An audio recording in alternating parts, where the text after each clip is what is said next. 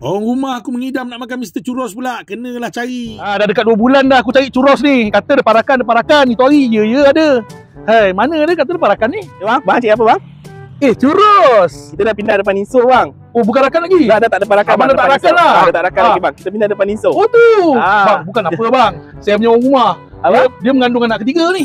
Alhamdulillah bang. Mengidam. Lah, rupa-rupanya Mr. Churros dah pindah dekat depan Ninso Pulau Sebang ni ha. Siapa tak teruja tak terliur tengok Mr. Churros ni. Tiap-tiap minggu mesti belilah. Untuk single set RM7 8 pieces, tapi aku suka beli family set ni. 40 pieces dengan RM35 dapat 5 dip. Orang-orang tampin Pulau Sebang Alur Gajah memang dia datang dekat sini beli Mr. Churros. Mix coklat, dark coklat, caramel, mana satu yang kau suka? Wah, kali ni Mr. Churros datang dengan kotak baru lah. Weh, baru buka kotak dah rasa terliur tau. Seronoklah anak-anak dapat stiker Cumami dan juga stand dia ni. Macam biasa, Mr. Churros tak pernah mengecewakan. Rangup dekat luar, lembut dekat dalam. Kalau kena dark coklat ni ada rasa pahit-pahit manis dia tu, best juga.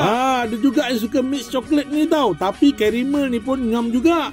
Ikut cita rasa korang lah, nak family set ataupun single set. Yang penting Mr. Churros. Orang-orang sekitar Alur Gajah dan juga Tampin, jangan lupa tau Mr. Churros depan Ninso Pulau Sebang tu.